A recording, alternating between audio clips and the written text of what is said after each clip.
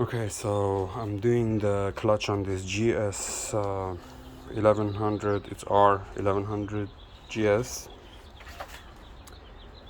So basically, the way to do it, if anybody wants to correct me in the comments, go right ahead. It was it's kind of straightforward. Don't get all discouraged by all the wires and stuff. Basically, you have to be mechanically inclined. You gotta have some sort of experience on cars, bikes, with numerous times doing things. Oil changes don't count, tire changes, brakes don't count. You really need to be mechanically inclined. If not, paying 800 to 1,000 labor is definitely worth it. The reason I am doing this and I'm not paying the labor is because I know how to do it, kind of.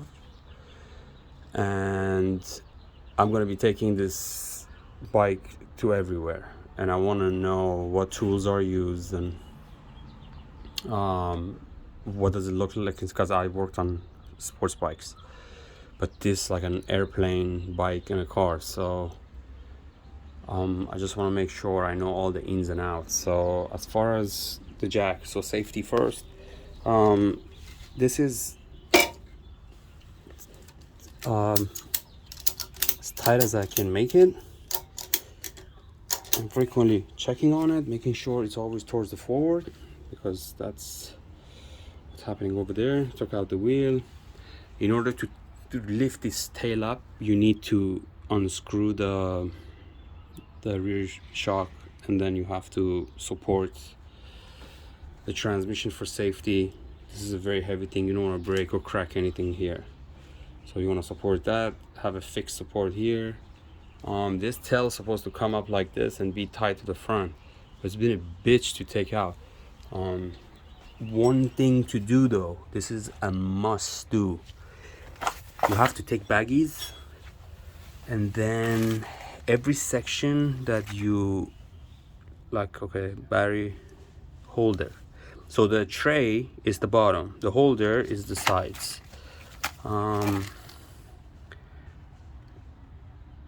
So the seat rails, this is for the seat rails. And so basically you get the idea. And then some of the stuff that there are in order, you want to kind of like zip tie them. So you're gonna need baggies. You're gonna need zip locks and zip ties.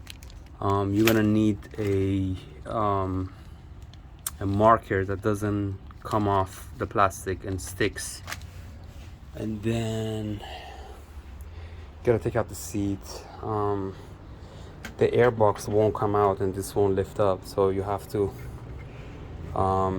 take the battery tray out.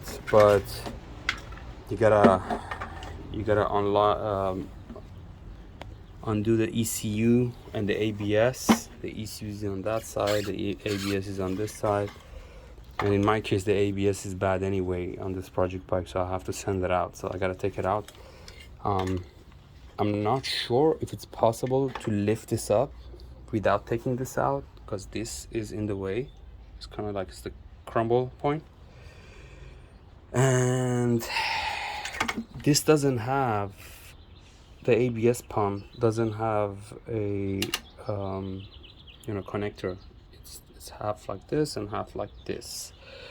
And then where did the cover go?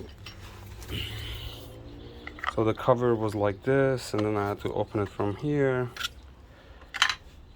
and then take pictures, ziplocs, baggies, and take pictures. And then I also used these for vacuums and certain things that gonna look different when you take them apart, and you think you remember but you won't. But there's another red here, so I got 5, and then sometimes you do all 3, or do all 5, or all 1, 2, 3. So you have a variety of connector to connector.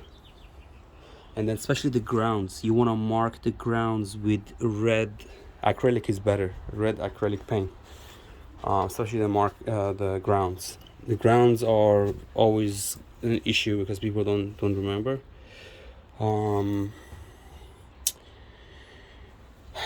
you don't have to take out the ABS lines here. You just gotta unscrew this triangle.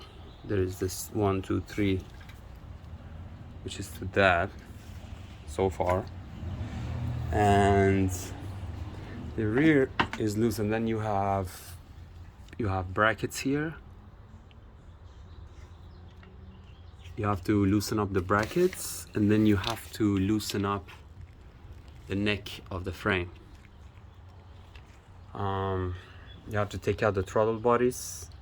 I took out the throttle bodies from here to check and make sure there is no loose or if the shafts need to be replaced. Exhaust has to come out. What else?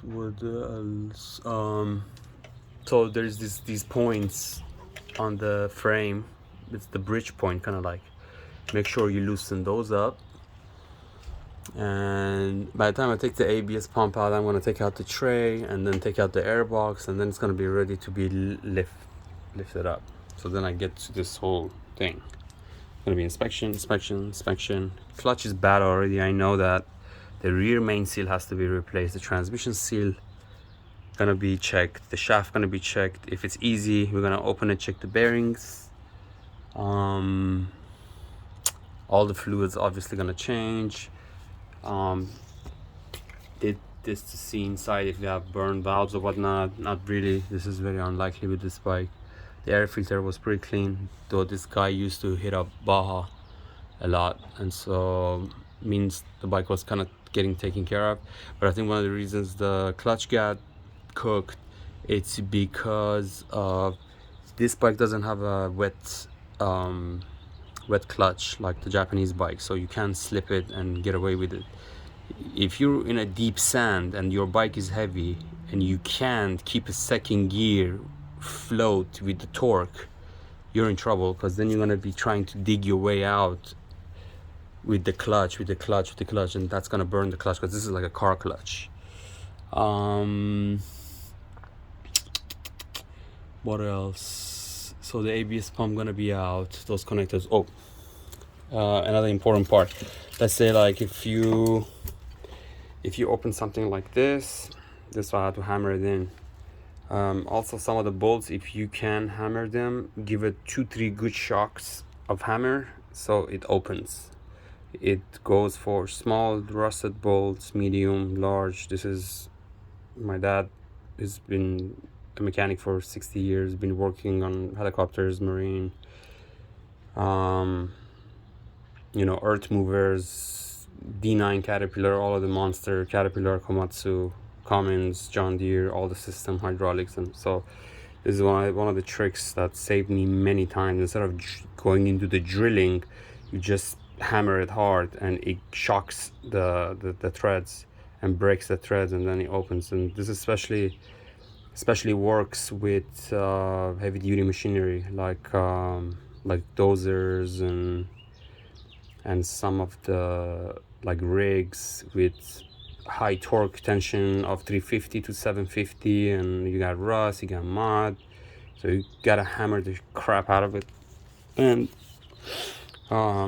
it gives a shock, and you don't have to strip it and go into the next stage, which is completely a really bad week. And then you can zip tie the ends so it doesn't fall. And then one of the most important things to do,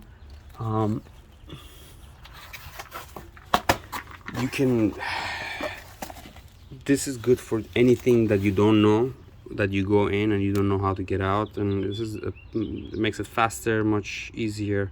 So basically this is the right peg and this is the left peg. As you can see, they're different. So this is also a good way of keeping track of things. I've worked on things, I've never worked on a BMW, and this is not familiar with this machine, and